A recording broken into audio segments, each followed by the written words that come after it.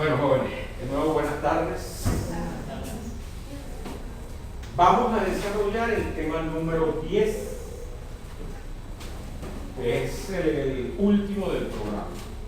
El tema número 10 trata de las garantías. Recuerden que está inscrito dentro de los tres temas 8, 9 y 10 de la unidad número 4, que son las obligaciones. Vimos el tema 8, las obligaciones, en el tema 9, los contratos, y ahora las garantías. ¿Qué comprende esto de las garantías?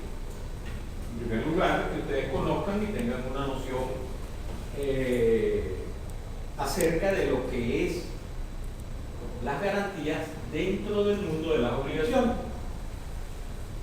¿Cuál es la clasificación de las garantías?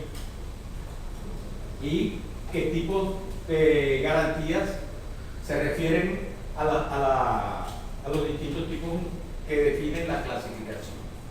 Vamos a entrar en materia entonces con lo siguiente. Tema 10, las garantías.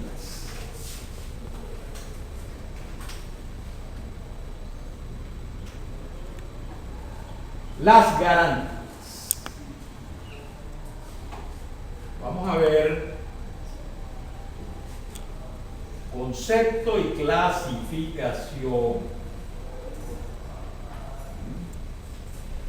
Dentro de la clasificación, ahí vemos que hay dos tipos de garantía, dos grandes tipos de garantía. Pero antes de entrar a ello, vamos a ver qué carrizos son las garantías. ¿Qué es para ti una garantía, en términos coloquiales?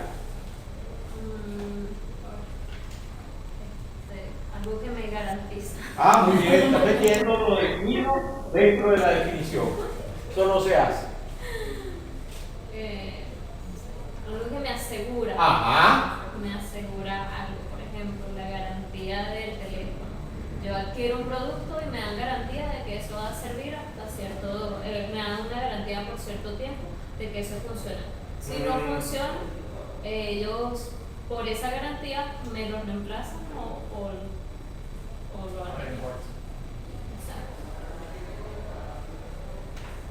Fíjate que estás utilizando el término garantía y aquí se utiliza el término garantía en el sentido de que tú tienes como una suerte de promesa del proveedor de que si hay una falla en el equipo, el proveedor responde por esa falla, con las excepciones.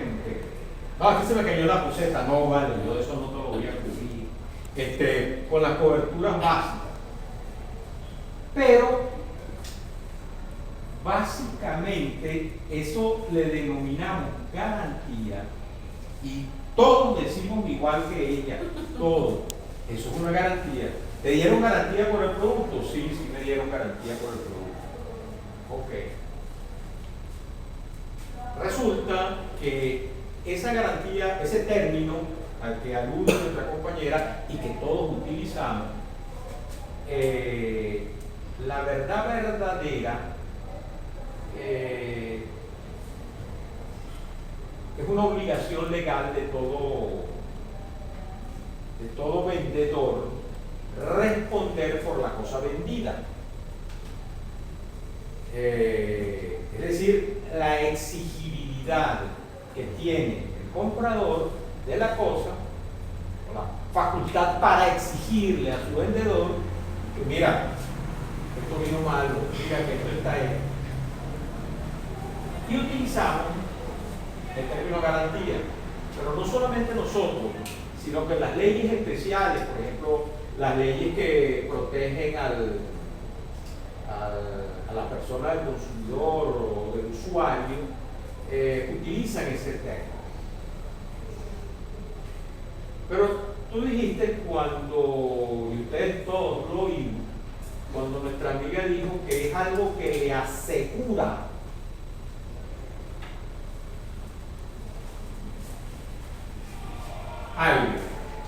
Entonces,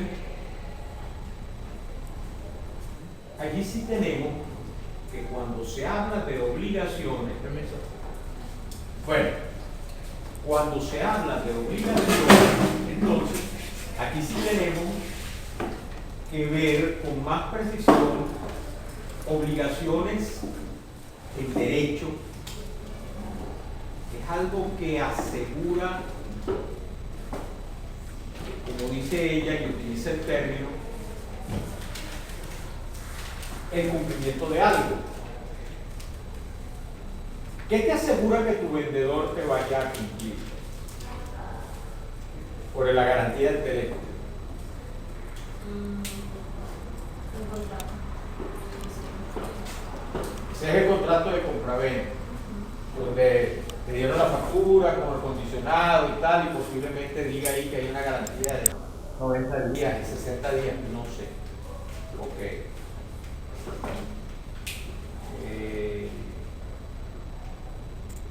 Pero no es que tú vas a ir contra el inmueble de Samsung porque hubo un incumplimiento. Ahí lo que hay es una expresión ratificada por la ley de que todo vendedor debe responder por vicios que tenga la cosa, etc. Es una obligación general que existe en la ley. Cuando hablamos de obligaciones en el sentido del tema 10, ¿verdad?, ya estamos hablando de otro tipo de cosas. Y estamos hablando de algo que asegura el cumplimiento de ¿qué? De una obligación. De una obligación. Para eso existen las garantías. ¿Cuál es el objeto de una garantía? Asegurarle ¿a quién? ¿A quién? Al acreedor. Al acreedor que el cumplimiento de una obligación. Esto significa, señores y señoritas, lo siguiente.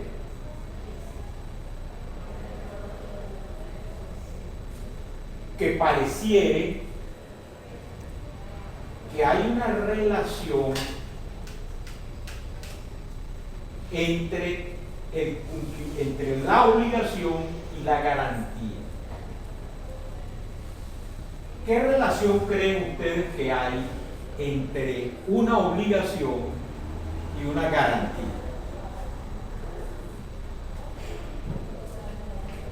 ¿Qué relación? ¿Qué relación hay entre una obligación y una garantía? La obligación, como ustedes saben, es aquel vínculo, ligamen, carácter jurídico, que compromete a un individuo al cumplimiento de una determinada prestación, dar, hacer o no hacer, y que coloca en la posición de otro individuo, que sería el acreedor, a su exigibilidad, y que si no hay cumplimiento de esa prestación, el acreedor puede ejecutar el patrimonio del deudor o responde el patrimonio del deudor de esa prestación. Ok, eso es a grosso modo el concepto de obligación. Ahora, si el de garantía es que la garantía es un algo que asegura el cumplimiento de una obligación, ¿qué relación hay entre una obligación y una garantía? Que para que exista una garantía, Por supuesto, tiene que ir al rectorado para ver si la rectora aprovecha la tarde y recoge el título. Es verdad, no existe garantías si no hay una obligación. ¿Entendimos esto? En consecuencia, las garantías son pactos accesorios de una obligación. una obligación puede existir sin garantía. Perfectamente posible. Si se reúnen todos los requisitos que hemos visto para la existencia de una obligación, la obligación existe por sí misma. En cambio, la garantía, para que exista, como dijimos, requiere de la existencia de una obligación. Entonces, ese pacto accesorio,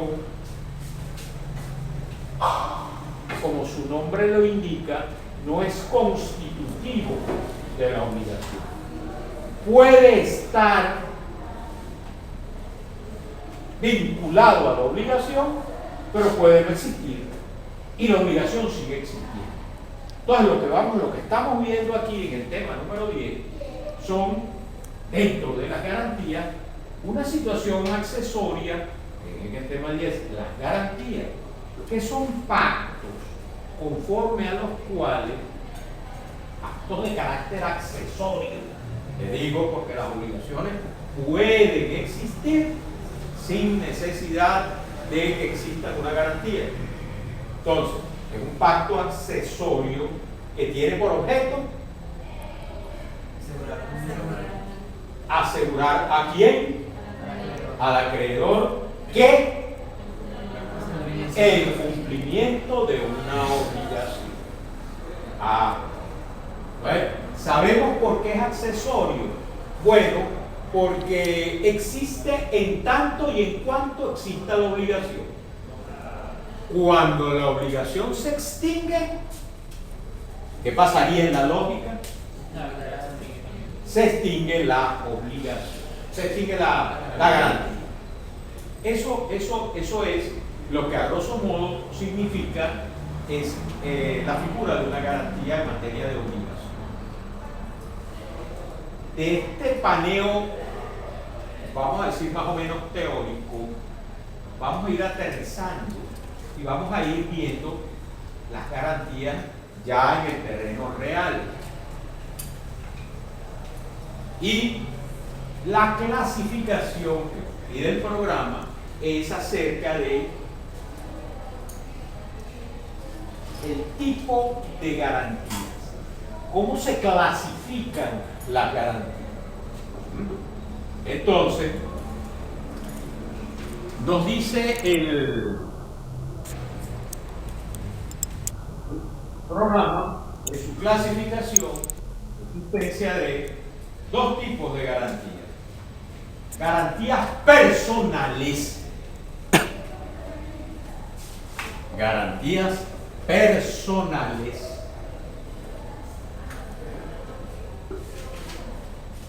Y garantías reales. Garantías personales y garantías reales. Vamos a ver si vuestro entendimiento, sin que lo hayamos desarrollado de una manera concreta, si vuestro entendimiento da como para que ustedes, ¿qué se les ocurre? Puede ser una garantía personal. Tiene una clasificación: garantías personales y reales. ¿Cuáles serían para ustedes las garantías personales? ¿Qué intuyen ustedes que sean?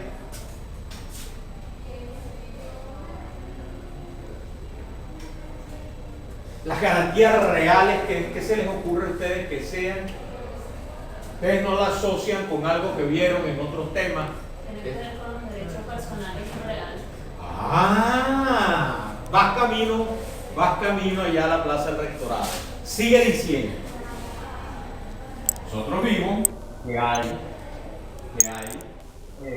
lo que se denominan las obligaciones o derechos personales o de crédito, y que hay también los derechos reales. Y unos van referidos a qué y otros referidos a qué. Los derechos reales son... ¿A qué están referidos? ¿Cuál es el objeto de los derechos reales? Las cosas. Ajá. ¿Y los derechos personales? A todos. ¿Ah? Los derechos personales involucran una vinculación directa entre sujetos y tienen por objeto la conducta a seguir por la persona del obligado o de los obligados. Entonces se habla de que existen garantías personales y garantías reales. Bueno, si ahora volvemos a pasar, vamos a empezar así. Ajá. Personales y reales. Hay garantías personales y hay garantías reales. ¿Cuáles serán las garantías personales? ¿Cuál será una garantía personal? No se les ocurre. ¿Cuál se les ocurre que pueda ser una garantía real entonces?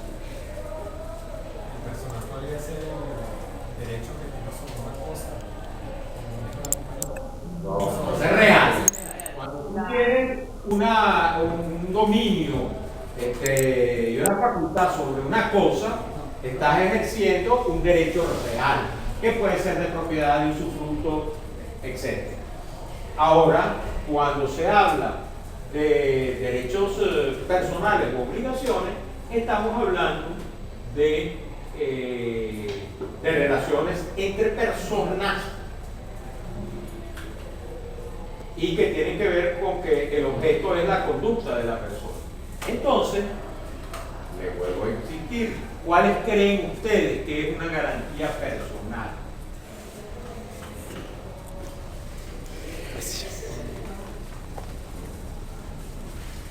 Yo contraigo contigo una obligación. Debo pagarte 1.000.000 de bolívares. Le digo, te debo pagar ese 1.000.000 de bolívares el 30 de octubre. Y aparece nuestra amiga Cherry y dice, y yo me constituyo el fiador solidario y principal pagadora de esta obligación. Ya entendí.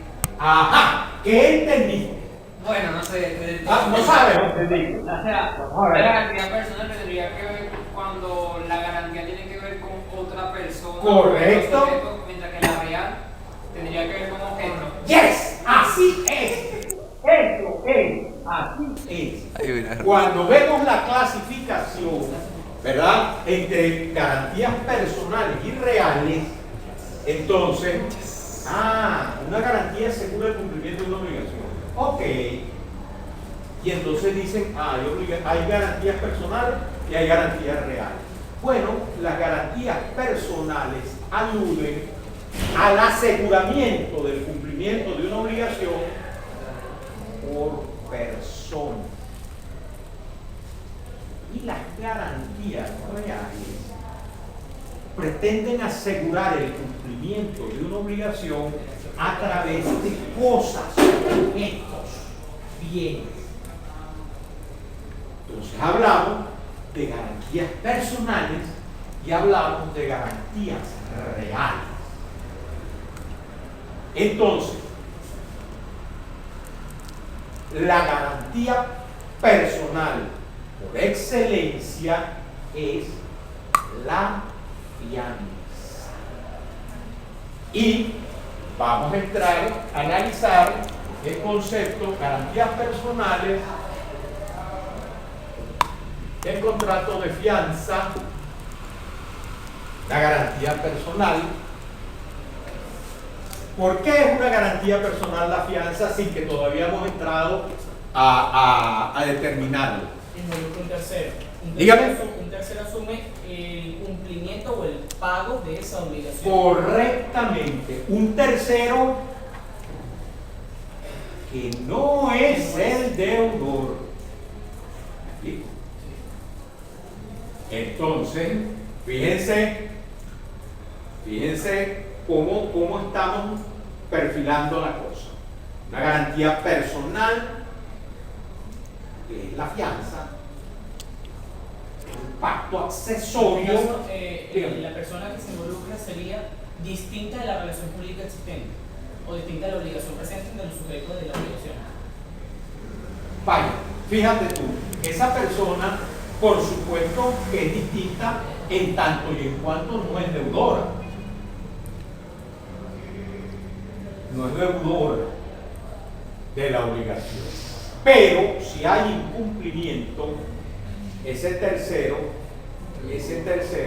está obligado y comprometido a asumir la prestación del deudor a quien está afianzando. La obligación, fíjense ustedes, el carácter accesorio de esa garantía. Existe una obligación entre A y B, pero hay un señor C que personalmente, en caso de que el deudor incumpla esa obligación, le va a responder al acreedor por su cumplimiento. Entonces, tenemos que esa es la situación de la fianza, a muy grosso modo, pero lo importante aquí es que ustedes manejen la noción de la garantía, porque el contrato de fianza tiene sopotoscientos ribetes, muchísimas aristas, muchísimas situaciones, pero lo fundamental para un estudiante de administración y contaduría es que tenga la noción clara de lo que es una fianza. Una fianza es una garantía personal. Ok. De carácter accesorio, como toda garantía que tiene por objeto lo que nos acaba de decir nuestro compañero, que un tercero no deudor asume y se compromete a dar cumplimiento frente al acreedor de una obligación. Repito, no es él el deudor. Entonces, vamos a ver lo que nos determina el Código Civil en materia de lo que es la fianza. El que lo encuentre primero se lo agradezco. Artículo 1804. 1804, léelo por favor. Quien se constituye fiador de una obligación queda obligado para con el acreedor a cumplirla si el deudor no la cumple. ¿Puede leerla de nuevo? Quien se constituye fiador de una obligación queda obligado para con el acreedor a cumplirla si el deudor no la cumple. Correctamente. Entonces, esta garantía, la garantía de fianza, involucra que ese señor llamado fiador queda obligado para con quién, con el acreedor, no con el deudor, queda obligado para con el acreedor a cumplir la obligación si el deudor no la cumple. Por supuesto, como toda obligación accesoria, si la obligación principal o la obligación por la cual se constituyó la fianza se extingue, ¿qué pasa con la fianza? Igualmente queda inexistente y se extingue también. Entonces, la noción de fianza, concepto. Luego nos habla el código de algo que es sumamente extenso, que no es la intención tampoco de los efectos de la fianza, porque hay distintos efectos. Los efectos de la fianza entre el acreedor y el fiador. ¿Qué efectos hay? Hay efectos de la fianza entre el deudor y el fiador. Y hay efectos de la fianza entre varios fiadores, entre los cofiadores. O sea, puede ser que ustedes tengan una obligación y esté garantizada no solamente con un fiador, sino con 2 o 3. Entonces, el código nos desarrolla como efectos de la fianza entre la persona del deudor y el fiador. ¿Cuál es el efecto fundamental? El efecto fundamental de la fianza es que la persona del deudor, del fiador, frente a la persona del acreedor, está comprometido a cumplir la obligación asumida por el deudor en los mismos términos y condiciones en que el deudor se comprometió. El acreedor no le puede exigir más allá al fiador de lo que el deudor se haya comprometido a cumplir. ¿Entendimos hasta ahora? Ahora,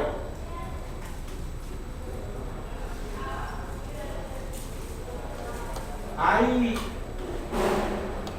una figura que tampoco está allí planteada, pero es importante. Cuando se habla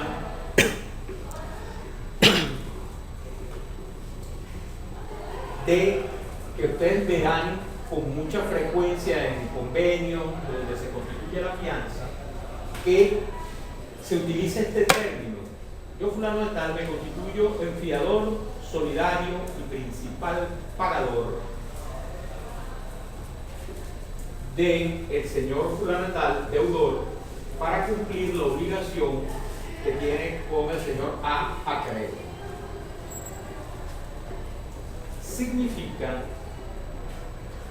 esto lo siguiente: el principio general, el principio es que el acreedor debe, el principio es que el acreedor debe cobrar y hacerle la exigencia al deudor, a su deudor, y que en caso de que el deudor no cumpla, es cuando acude a la persona del fiador. Ese es el principio general.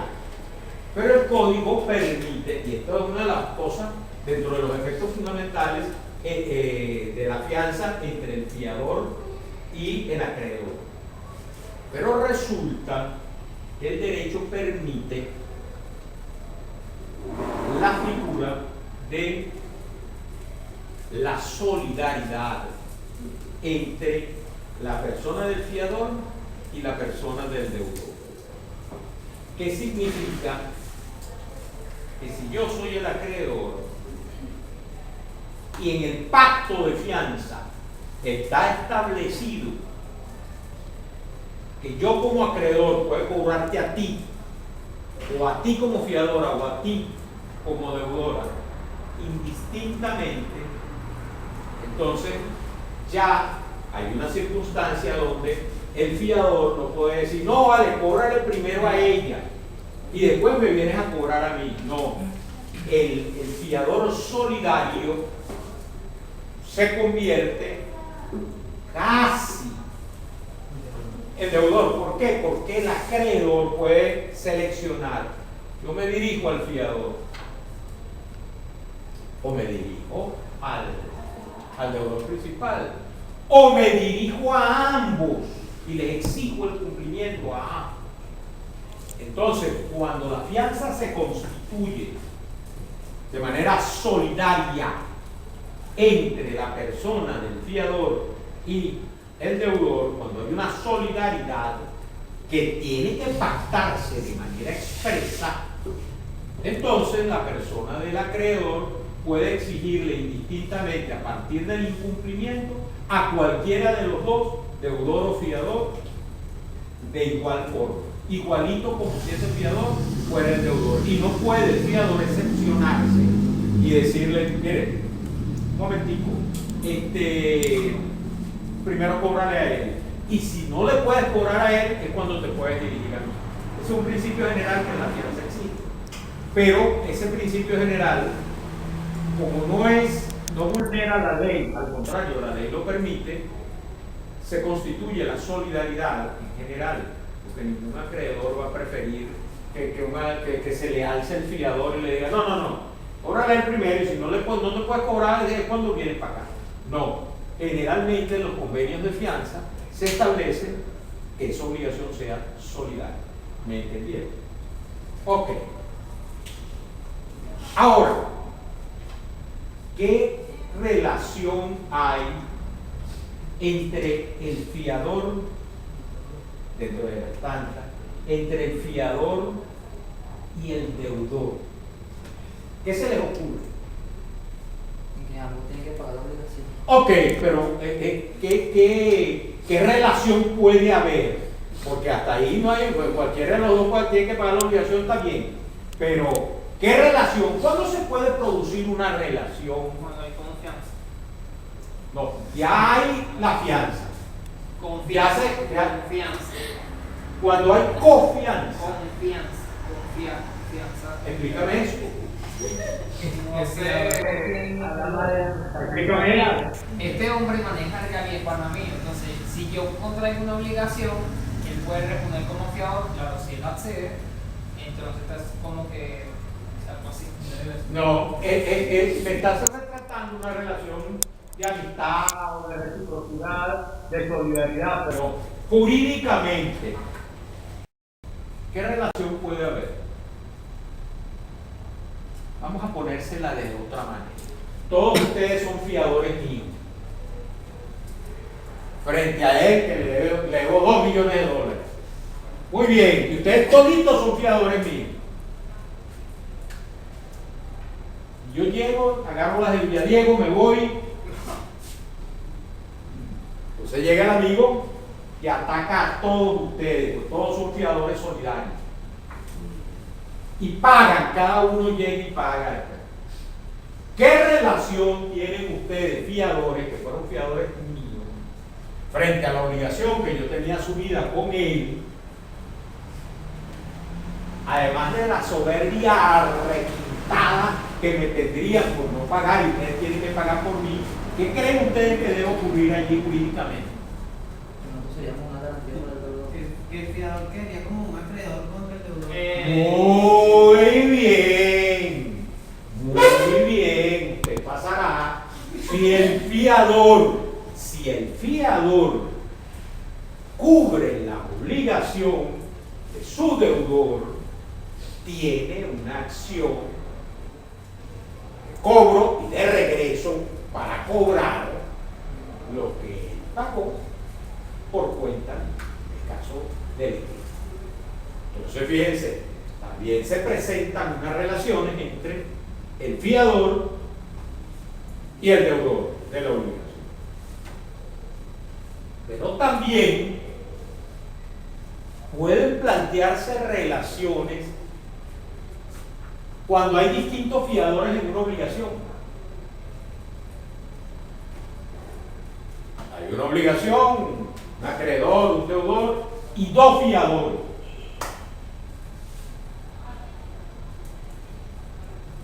Entonces, ¿qué relación podría haber allí entre los cofiadores?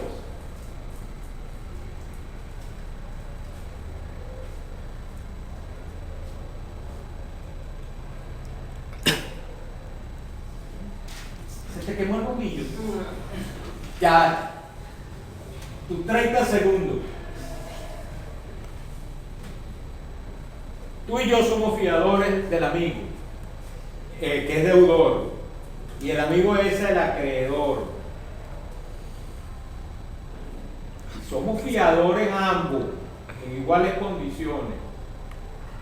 Y yo llego y pago el 100% de la deuda del deudor principal. Ella le debe 50% a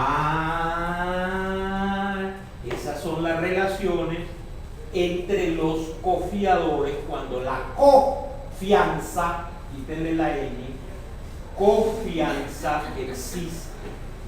Y nos dice el código, en este particular, lo siguiente: cuando varias personas hayan fiado a un mismo deudor por una misma deuda, el fiador que haya pagado en uno de los casos expresados en el artículo anterior tendrá acción contra los demás fiadores por su parte respectiva. ¿Entendimos? Entonces, es un contrato complejo y que tiene todas esas variantes. Ustedes en vuestra formación profesional, bueno, mira, una fianza garantiza el cumplimiento de la obligación. ¿Por qué? Bueno, porque el individuo presenta un balance bastante interesante como para dar cumplimiento a las obligaciones, y que en todo caso él responderá, el fiador, con todos sus bienes habidos y por haber, con su patrimonio en general. Por eso se habla de que esta es una garantía personal. ¿Claro? Ok. Sin embargo, también se habla de que hay garantías reales. Y el programa nos pide que determinemos cuáles son esas garantías reales. La prenda y la hipoteca.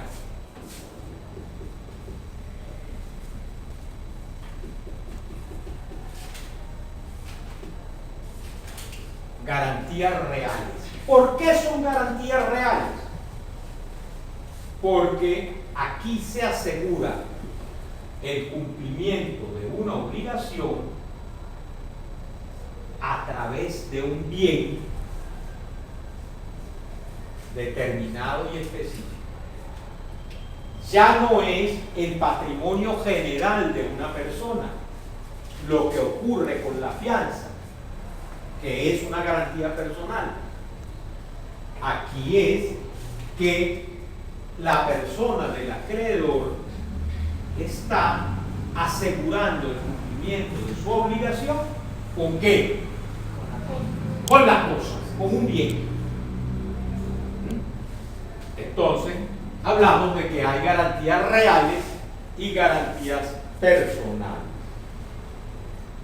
Fíjense ustedes.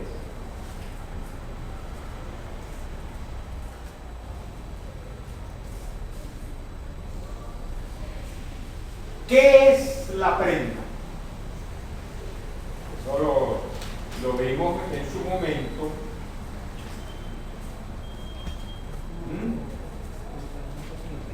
No le oigo.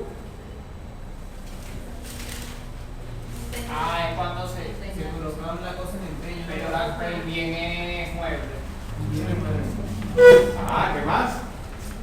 O sea, es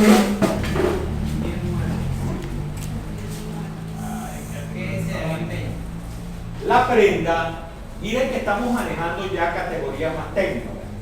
La prenda es una garantía real que asegura el cumplimiento de una obligación. ¿Con qué? ¿Con qué? Con un bien mueble. Entonces, y es una garantía de carácter real. Igualmente que la fianza accesoria. Todas las garantías son accesorias. La prenda, su concepto está establecido en el artículo 1837 del Código Civil. ¿Quién lo lee? 1837 del Código Civil, que nos dice: la prenda es un contrato por el cual el deudor da a su acreedor una cosa mueble en seguridad del crédito, la que deberá restituirse al que ha extinguida la obligación. ¿No lo entienden? Yo le otorgo el bien a mi acreedor, que él lo tiene en garantía en caso de que yo no cumpla la obligación. De no cumplir la obligación, él se queda con el crédito. No, esta última parte no es así. No, porque ahí, eso sí me acuerdo, Si no se cumple la obligación, ¿quién agarra el objeto? Lo ve. Ejecuta la garantía de manera Exacto, judicial. No es que él lo venda.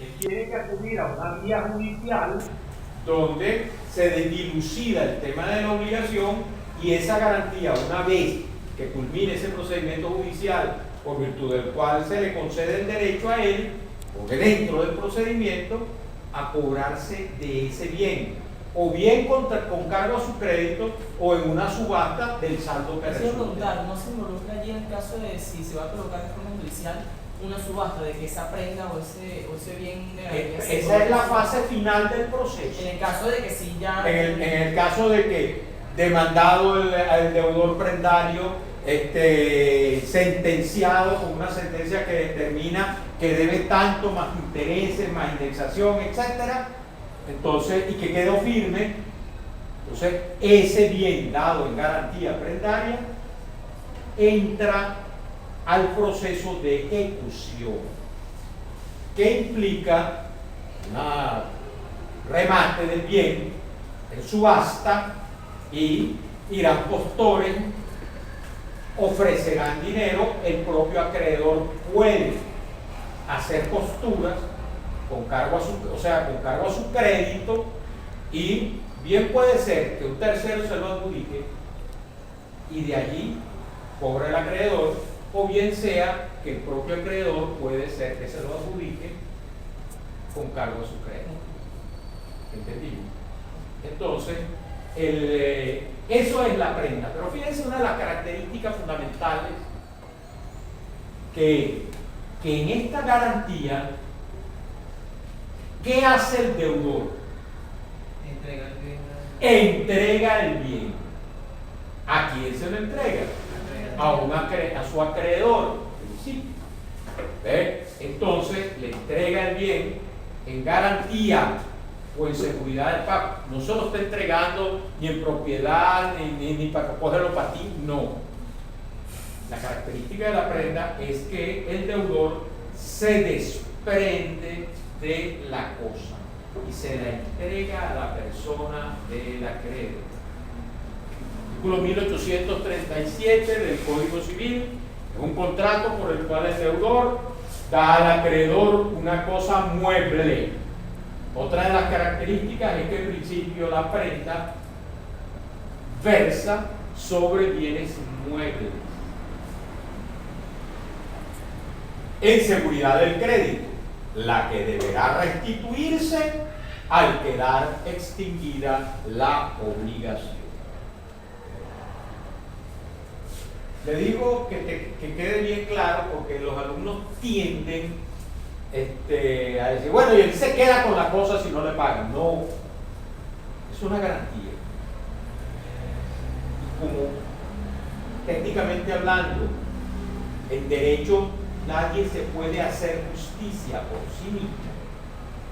Esa garantía, para ser ejecutada, tiene que acudirse a un debido proceso judicial que determine el cuántum y la responsabilidad y los montos, y de esa manera esa garantía pues eventualmente cubrirá la obligación.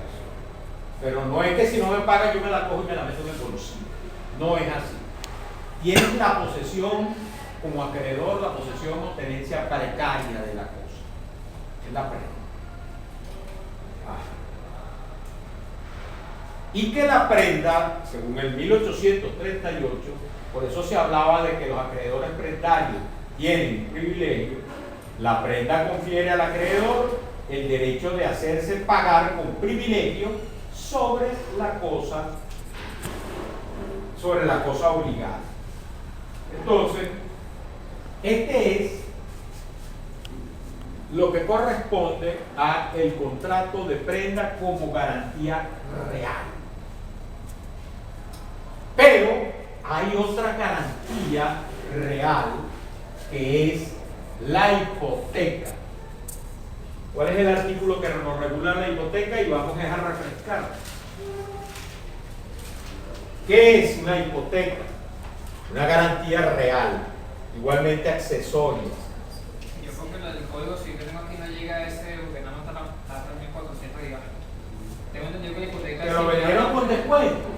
Tengo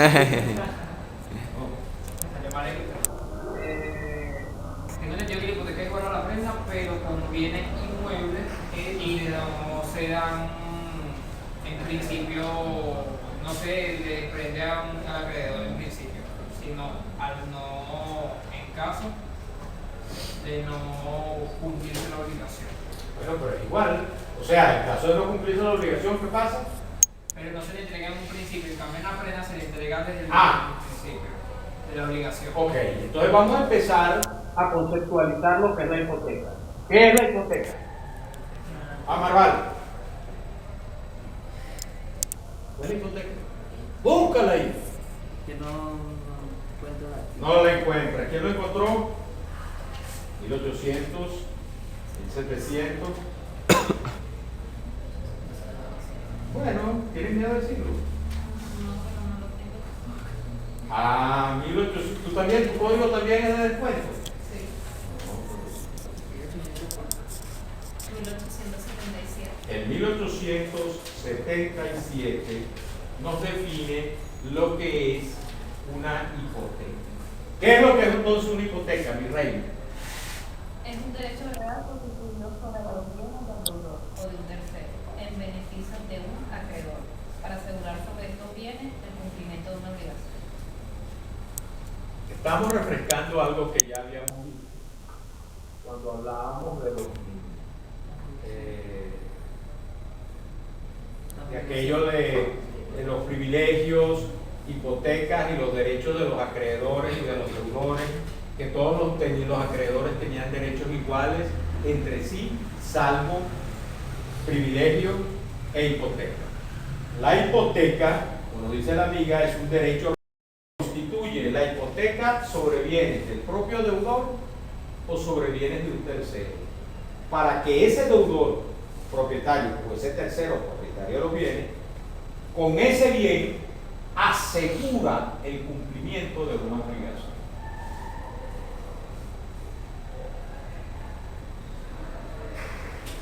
Y en ese sentido, lo que nos dice el amigo es lo correcto. Cuando se constituye el gravamen hipotecario, el constituyente de la hipoteca no le transfiere al acreedor el bien. Cuando ustedes van a un banco, bueno, cuando en Venezuela eso se hacía, pedían un crédito bancario para adquirir un inmueble, el banco te prestaba el dinero para que tú compraras, le dabas en hipoteca el bien inmueble al banco, pero el banco no se mudaba para tu casa. Pero el inmueble estaba dado en garantía real de hipoteca al banco. En la prenda clásica, que es la que acabamos de ver, hay la transferencia de la cosa a manos del acreedor sin dar la propiedad, como lo acabamos de hablar. Pero en la hipoteca no hay transferencia de la cosa. La cosa queda establecido bajo la hipoteca queda constituida desde el punto de vista formal por los trámites de registro correspondientes en el inmueble donde se encuentra registrado de la circunscripción respectiva, y allí queda constituido el gravamen hipotecario. Pero no hay una transferencia de la cosa, sigue teniendo la cosa, en este caso el bien inmueble, la circunstancia de responder en caso de incumplimiento por la obligación contraída. Entonces, vemos la diferencia entre la prenda y la hipoteca. Prenda, hay desplazamiento y es bien mueble. Hipoteca, no hay desplazamiento y pesa sobre un bien inmueble. Ahora, en ambos casos no hay lo que se denomina, y por si acaso lo ven en alguna guía o algo así, Eso que siempre tenemos en mente. Si hay pago, yo me quedo con la cosa. No. Eso es lo que se denomina un pacto prohibido, que se llama pacto comisorio, que está prohibido en nuestro derecho. Nosotros tenemos que acudir a la vía judicial para ejecutar esa garantía. Lo que ocurre aquí es lo siguiente, y debo hacerle la acotación. Con posterioridad, en los años 70 más o menos,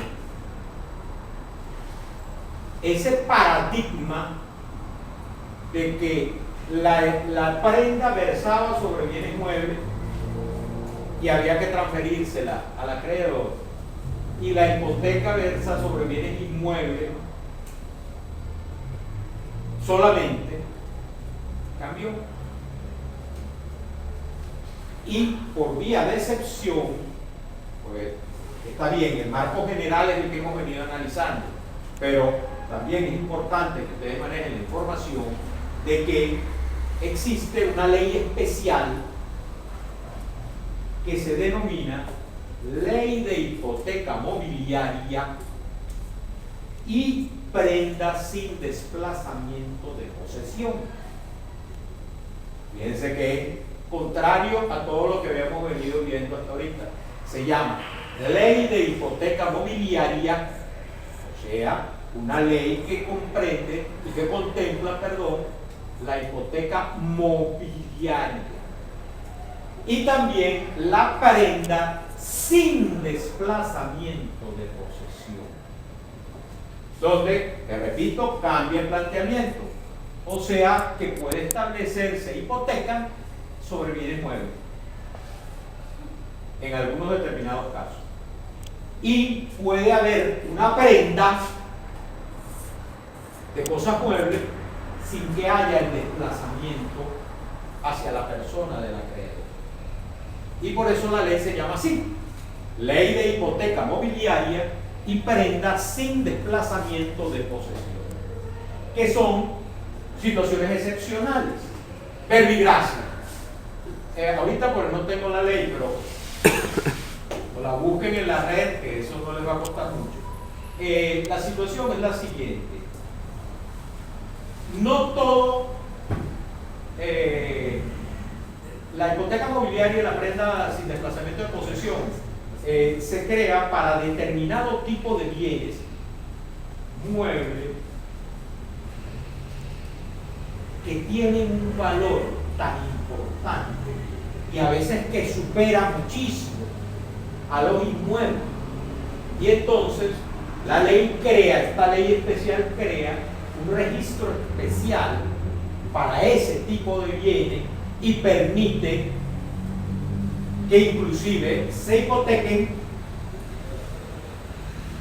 o que si se dan en prenda no necesariamente se traslade la prenda. Imagínense un avión. ¿Alguien duda de que es un bien inmueble? Un bien mueble.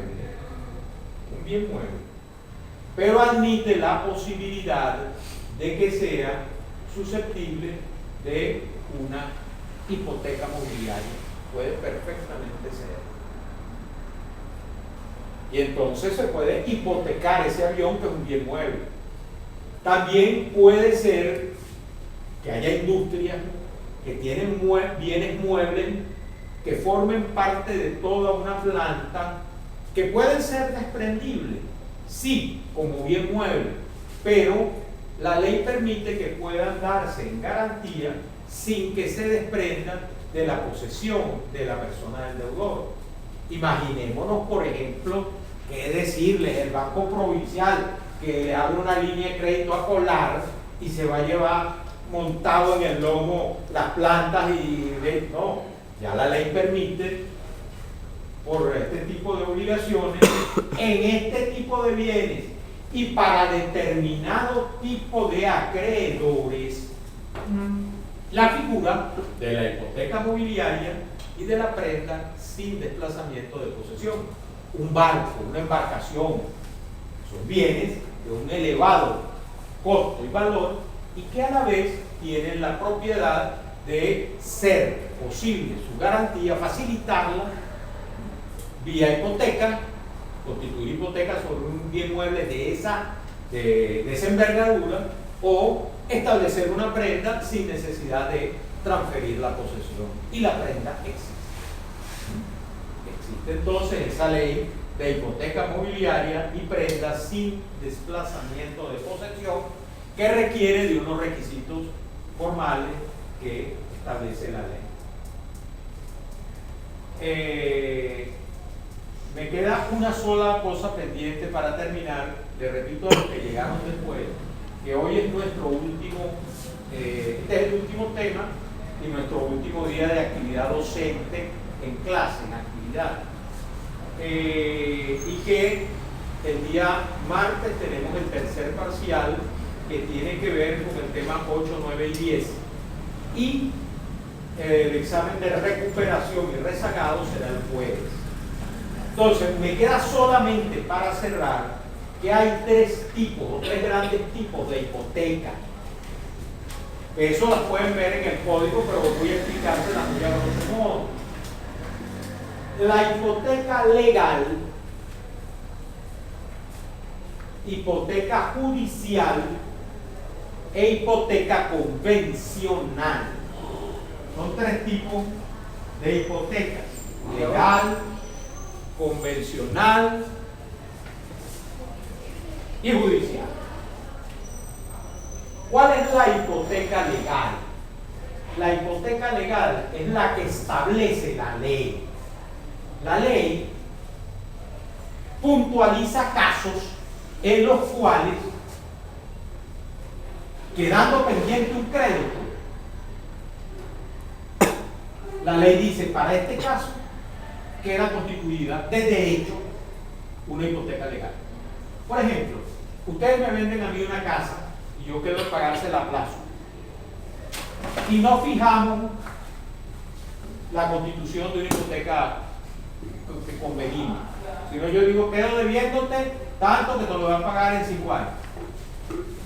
La ley dice que cuando hay un saldo por la venta de un bien inmueble, ese saldo de derecho queda garantizado con una hipoteca legal. Hipoteca legal porque la ley lo misma lo fija. Dice: ese saldo tiene una garantía hipotecaria, así las partes no vayan a acordar. Hipoteca legal. La hipoteca judicial es aquella que puede resultar cuando hay una sentencia de condena de un tribunal que afecta a una de las partes y lo ordena a pagar una X cantidad de bolívares o de dinero. Entonces la ley dice que sobre esos montos que quedaron condenados a pagar a un deudor, puede constituirse hipoteca sobre los bienes que tenga ese deudor con la sola sentencia, que se llevaría a registro y que el tribunal de esa causa lo declararía así. ¿Y cuál es el origen? Pues un proceso judicial. Y la otra es la hipoteca convencional. Es la hipoteca normalita, donde acreedor y deudor, o un tercero, como dice el código, establecen convencionalmente un gravamen hipotecario sobre un bien. ¿Por qué se llama hipoteca convencional? Porque el origen no es la ley, no es un juicio, sino el acuerdo de voluntades existente entre los partes. Con esto culminamos el tema número 10